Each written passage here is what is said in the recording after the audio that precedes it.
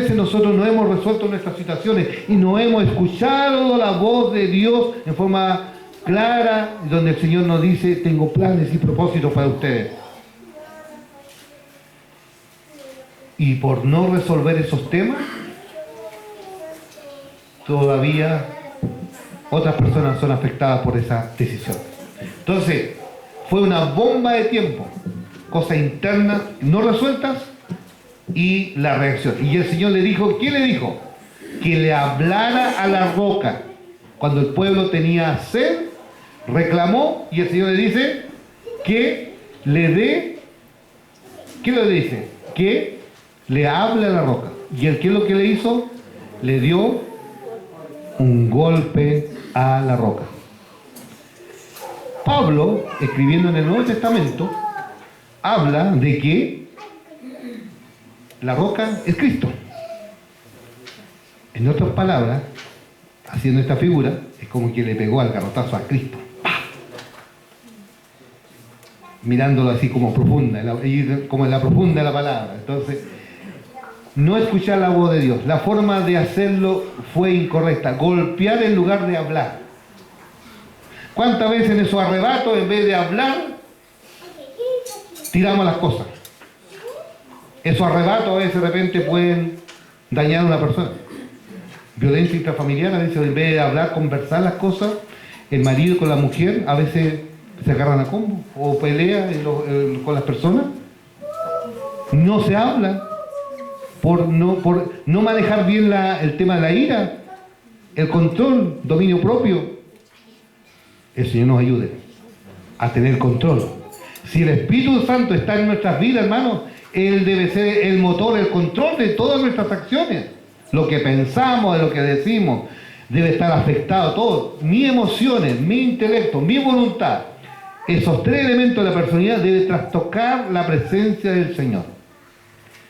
Si usted me conociera, hermano, hace años atrás, yo hasta encendía con agua. Pluma para. ¿Ya? Pero fíjese cómo el Señor va trabajando en el proceso. El Señor dice, pronto para oír, tardo para hablar, tardo para irarse. Pero hacemos todo lo contrario. Nos enojamos primero y hablamos y después escuchamos. Y eso no es sabiduría. Entonces, ¿qué le pasa aquí a Moisés? Por no tener cosas resueltas, en vez de hablar, a la roca golpea. El resultado a los ojos del pueblo fue esperado, por supuesto. Salió agua, brotó agua. Pero el resultado a los ojos de Dios no fueron las aguas de las rencillas. No siempre la respuesta de la gente coincide con lo que es agradable a los ojos de Dios. Podemos recibir el aplauso del hermano, podemos decir, oh, lo hiciste bien, pastor. Pero ante quizás los ojos del Señor, la reprobación del cielo dice, esto no es mi voluntad. Esto no es mi voluntad. Por eso es importante que siempre tú esperes, no el aplauso de la gente, espere siempre el aplauso del cielo. Buen siervo fiel. En lo poco has sido fiel, sobre mucho te pondré. Eso yo creo que es lo más valioso. Porque lo demás, hay gente que te va a venir a aplaudir, te van a dar una palmada en las palmas, pero después de la noche a la mañana pueden cambiar. El hombre cambia, los hombres cambian, Dios no cambia. Y como consecuencia, dice, Moisés no entrará en la tierra prometida. ¡Wow! Triste historia, ¿no? Triste historia, que también nos identificamos que cuántas veces, en vez de hablar, golpear. Vamos, cuidarnos con el desánimo. Miren, número 21 del 4.9, ahí tiene toda dice, provocará que hablemos en contra de Dios. Cuando uno está desanimado, ¿qué es lo que hace? Todo en contra, todo en contra. El que está desanimado, un síntoma de un desanimado, está siempre hablando de contra de otro. Contra del gobierno, contra de la lluvia, contra todo. Pero en cambio, venga lluvia, venga tempestad. Oh, con el Señor salimos adelante. Bien, después de la prueba, después viene la tormenta, viene la calma. Entonces, hermano, es importante cuidarnos del desánimo. Porque el desánimo está al segundo en nuestro pensamiento. Por eso, por nada estéis afanosos, si no sean conocidas vuestras peticiones delante de oración, ante Dios en oración y ruego con acción de gracia. Todos nosotros, hoy día para la salud mental, hoy día tenemos mensaje, hermano, la iglesia hoy día tiene más mensaje de esperanza que de desesperanza. Tenemos hoy día que sembrar, frente a tanta incertidumbre, el Señor nos manda que sembremos mensajes de esperanza. Ante la familia, ante la crisis, todos estamos cuesta arriba. Claro, qué bueno que estemos cuesta arriba, porque así dependemos del Señor. Porque si todos estuviéramos cuesta abajo, quizás no nos acordamos del Señor. Pero qué bueno que estés viviendo una prueba, qué bueno, porque el Señor es nuestra fortaleza. Él es nuestra fortaleza. Mientras débil somos, más la fortaleza del Señor es igual fortaleza. Él es nuestra fortaleza. ¿Qué pasa con el desánimo? Provocará que hablemos contra de los hombres de Dios. Y lo que le pasó allí al pueblo, murmuró. Y sabes, Dios tuvo que hacer un juicio. Dice que la tierra se abrió y mucha gente lo tacó a la tierra. ¿Cuánta murmuración hay hoy día en el pueblo de Dios? Solo por la gracia de Dios. Uno dice, qué terrible eso. Pero a veces somos provocados a hablar mal de otros. Provocará que no reconozcamos el valor de lo que tenemos, valorando más aquello que no tenemos. Muchas veces hoy día, en todo orden de sentido, no solamente en la iglesia, sino que en todo, hasta en la familia, el tema de hablar mal de otros, en el trabajo, en la política, en todo, en la empresa. Pero el Señor nos guarde, hermanos, no hablar mal de otros. Si tenemos que hablar, hablemos de frente. El desánimo es una puerta abierta ¿a qué? Al fracaso. A que tire la toalla, es decir, ya no siga más adelante. Bueno, nuestra hermana Dani leyó este pasaje. ¿Cómo saber discernir el silbo apacible? Dice allí, recuerda que el profeta Elías tenía un ministerio realmente de mucha fama. Él decía, lluvia, venía lluvia, fuego, caía fuego, ¿cierto? Milagro, todas estas cosas. Y hoy día también pasa que la gente busca eso. Y también en él, este profeta, también había un orgullo espiritual. ¿Quién puede darse cuenta de ese orgullo? ¿Pueden observar el orgullo que él tenía? Él dijo de esa manera, soy el único que he quedado aquí. Ese es un orgullo. Cuando de repente dice, soy el único que estoy comprometido con la obra. Eso es un orgullo. Así uno detecta el orgullo en la vida espiritual, porque de repente a veces uno lo puede parafrasear de esa manera. No dice, soy orgulloso, pero en esa frase dice, soy el único que he quedado, Señor. Y el Señor le dice, está equivocado, Elías. 7,000 no han doblado su rodilla a Baal. Hermanos míos, muchas veces pensamos que somos lo único, la iglesia, que está, de repente veo el desánimo. Tenemos que infundir ánimo y cobrar ánimo en el Señor, porque el Señor es nuestra fuerza. Él es nuestra fuerza y caminemos en eso. Y el desánimo ahí, bueno, Elías ahí, la única cuando se desanimó, cuando allí Jezabel le dice que en media hora le iba a quitar la vida. Él se va a esconder a la cueva y cae en el estado de depresión. La depresión está constantemente en él. Se deprime y se esconde. Y eso pasa también en mucha gente. Los hermanos a veces nos escondemos en nuestra cueva. Caemos en estado depresivo espiritual. Porque ya no funciona lo portentoso. Uno de repente escucha a los hermanos, no, hermano, ¿recuerda cuando comenzó la obra? Hoy hacíamos esto. Siempre estamos viendo la gloria pasada, que pasó años atrás. Pero el Señor nos está pidiendo ahora que trabajemos, ahora. Hoy, este es el día que hizo el Señor. Nos gocemos, nos deleitemos y sigamos celebrando y sigamos predicando su palabra. Porque el Señor quiere salvar personas. Y no callemos, sino sigamos hablando y predicando. Dios no estaba en medio de un grande y poderoso viento que rompía los montes y quebraba las peñas. Dios no estaba ahí. Dios no estaba en medio de un terremoto. Dios no estaba en medio del fuego. Allí cuando, ¿se acuerdan cuando construyeron ese altar y más encima Elías tuvo que colocar más agua para demostrar el poder de Dios? Y los Baales oraban, hacían tanta gritos, y Elías se reía de él. Capaz que esté durmiendo su Dios, le decía. Ya. Capaz que está, no sé, está en otro lado, no lo escucha. Como que él se reía ahí. Pero cuando le tocó a él que descendiera fuego, consumió el holocausto. La historia lo dice. Y ese es el poder de Dios. El poder no estaba en Elías. También no está en un pastor el poder. No está en la iglesia el poder. El poder viene del Señor, que Dios usa nuestras vidas para su gloria. Dios no estaba en el fuego. Dios estaba en medio de un siervo apacible y delicado. Hermano, Dios también está presente hoy día. Dios está presente. Muchas veces nosotros le decimos, en esa iglesia no está Dios. Claro, quizás no están dando la gloria a Dios, quizás Dios no está como el rey gobernando ahí. Pero Dios también está ahí. Un día me preguntaron, ¿podrá estar en ese grupo que tiene esa doctrina media rara? Me hicieron la pregunta, me dejaron entre la espalda y la pared. Yo dije, sí, Dios también está ahí. Pero lo que pasa, una cosa es darle la gloria a Dios y otra cosa es llenarnos los bolsillos con la doctrina de la prosperidad. ¿Ya? Pero hay gente inocente que ha llegado ahí también, pero después cómo el Señor lo rescata.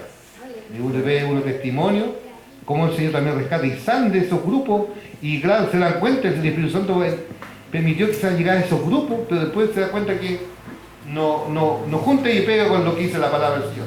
Y de repente buscan una iglesia como ad hoc, como a lo que dice la palabra. Entonces, eso es lo que Dios hace. También Dios está allí. También Dios está allí, porque cuando hablamos de la omnipresencia de Dios, ¿qué dice? Que Dios está en todas partes.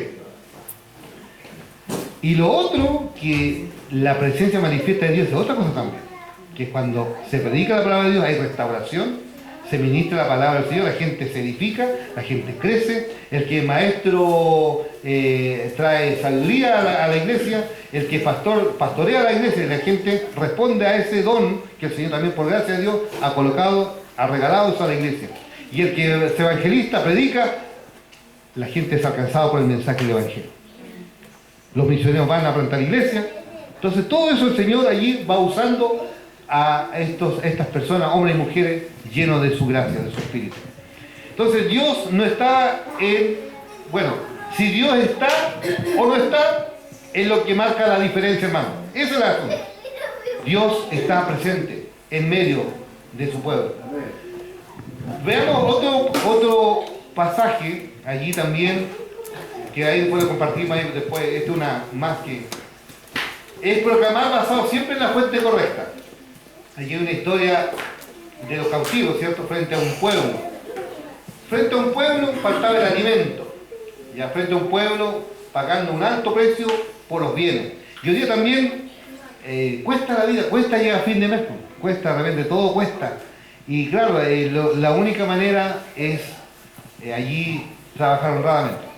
Pero frente a un pueblo que toma acciones extremas, habían gobernantes que realmente allí abusaban del poder, y donde Dios también, lo único que el Señor pide en medio de la crisis que los pueblos, el mundo vive, que no dejemos de proclamar la palabra del Señor. Miren lo que dice allí 2 Reyes capítulo 6, 27 y 7 y 2. Proclamar, decir lo siguiente: oí palabra del Señor, oí palabra de Jehová, o así dijo Jehová. Bueno, hoy día no estamos en ese tiempo. En los tiempos bíblicos se decía eso, pero en el tiempo moderno, ¿cómo debemos decir? La palabra de Dios dice, la Biblia dice, no la iglesia dice, sino que la palabra de Dios, la fuente inagotable, dice esto, la palabra del Señor. Hacer una hermenéutica contextualizada y pertinente. Tenemos que hoy día entender los tiempos que estamos viviendo, no quedarnos atrás, de tal manera traer un mensaje pertinente en estos tiempos. ¿Qué podemos decir también? Bueno, ahí estaba me disculpo. También el otro aspecto, tenemos que cuidarnos del éxito. Si todo va bien, cuidado. Si los resultados son positivos, cuidado. Si me siento en el centro de la voluntad de Dios, ¿te has sentido de repente que está en el centro de la voluntad de Dios? Cuidado. Es posible que esto nos aparte de la senda. Como dice, mira el que piensa estar firme, mire que no caiga. Una tarea es la del rey, otra es la del sacerdote.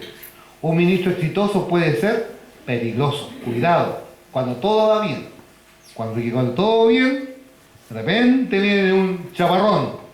Cuando le pasa eso en nuestra vida también, cuando de repente todos vamos en viento en popa, todo va bien. Yo venía para acá y de repente hubo un problema con el cambio de la caja de cambio. Y se me ocurrió volver a encender y partió en primera.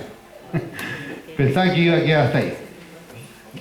Estaba suelto para allá, jugaba la caja de cambio del auto. Un ejemplo. Venía lo más bien. Así nos pasa la vida, ¿ya?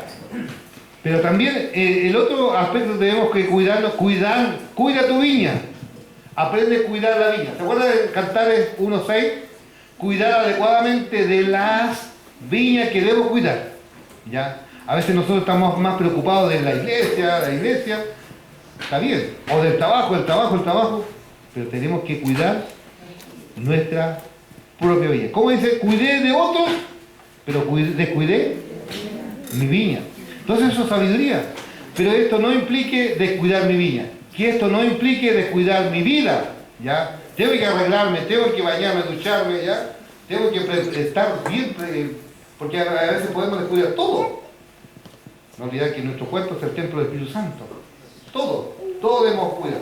Pero tenemos que cuidar primero la viña. ¿Ya? La viña que el Señor permite. ¿Cuál es tu viña? ¿Ah? La familia, ¿ya?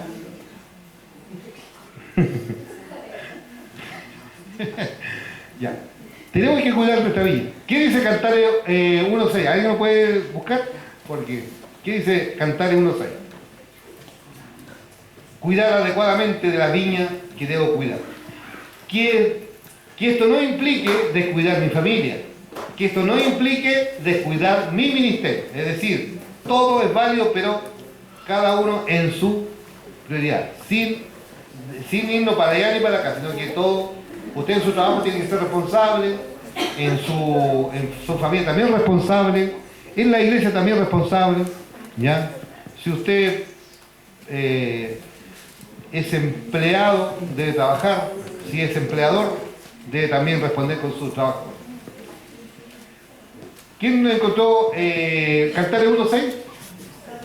Por favor. No reparéis en que soy morena porque el sol me miró.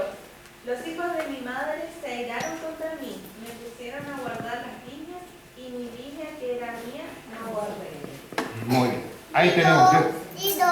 Gracias, hermano. Bueno, tenemos otro consejo de la palabra. Aprender a cuidarnos de las zorras pequeñas. Miren, cuando miramos este otro pasaje de Cantares, hermana Pauli, ¿puedes leer 2:15? Ya que tienen ahí abierto su Biblia, 2:15. A cuidado de las grandes situaciones que tiene su lugar. Cuidando de las pequeñas detalles es aún más importante. Cuidando de los pecados públicos es importante, pero también cuidando de los pecados secretos es aún más. Cuidarme de lo que hago es importante. Cuidarme de quién soy y mis motivaciones es más importante. ¿Qué dice el texto? Cazarnos las zorras pequeñas que echan a perder las viñas, porque nuestras viñas están en cierre. Muy bien. Aprender a cuidarnos, estas cosas, ¿no? De repente, pecado oculto, secreto, todas estas cosas que de repente no edifican. Es importante, en el nombre del Señor, desecharlas, ¿ya? ¿Qué también podemos ver? Aquí el último ejemplo que tenemos allí en Lucas. Volvemos, mire, cuando partimos dijimos, tenemos que allí cuidarnos de lo que escuchamos cuando escuchamos la voz de la serpiente. Pero acá, mira, tenemos otro ejemplo cuando Jesús es tentado. Lucas 4, del 1 al 14, encontramos allí que también el Señor fue tentado. Discernid quién nos lleva al desierto. ¿Se acuerdan cuando el pueblo de Israel, cuántos años estuvo en el desierto? 40 años, ¿cierto? Esta palabra 40 días, 40, ¿cuánto duró el diluvio? 40 días, 40 noches, ¿cierto? También esto de 40 días. Jesús tuvo 40 días allí en el desierto. El texto ahí en Lucas habla de que el Señor allí, después de este ayuno, buscando al Señor, el que lleva al desierto no fue el enemigo. Quien nos lleva no siempre es el enemigo de nuestro ministerio. Quien nos lleva anhela anclar convicción en la mente y el corazón. ¿Recuerdan allí cuando el Señor le dice al enemigo, convierte estas piedras en pan? ¿Ya? El enemigo le dice al Señor, convierte estas piedras en pan. Ya, convierte estas piedras en pan. Fíjense, la tentación abarca tres esferas. Ustedes se observan: lo físico, lo emocional y lo espiritual.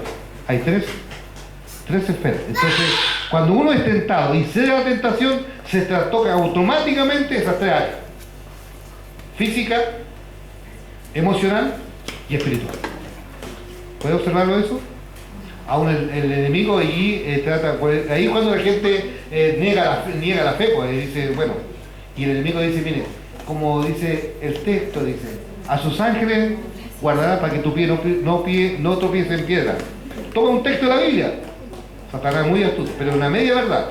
Y una media verdad es mentira. Y el Señor en cada uno de esos hace apologética y responde desde la Escritura. Escrito está. Escrito está. Muchas veces hoy día la iglesia dice, bueno, yo siento esto decirte. ¿Pero qué dice Dios? O de repente nuestra organización dice esto. ¿Pero qué dice Dios? Es importante que nosotros volvamos a la fuente inagotable, lo que dice la palabra del Señor. ¿Quién nos anhela que salgamos del desierto lleno de su poder? Por eso, cuando pasamos por la prueba, por la dificultad, Él quiere crear que nos tengamos convicciones profundas. Porque Él quiere usarnos para su gloria. Como cantamos la primera alabanza, un siervo y una sierva para su gloria. Que en todo momento la gloria sea dada a Dios. Nosotros menguar, el Señor crezca. En la iglesia el Señor sea entronado. Porque dice allí en Apocalipsis que Él está paseándose en medio de los 7 candeleros de oro. ¿Y quiénes son los 7 candeleros? ¿Cuántas iglesias eran? 7. Y esa iglesia estaban ahí nomás, pues se acuerda cuando el Señor ahí habla, pero dice que se pasea en medio de esos candeleros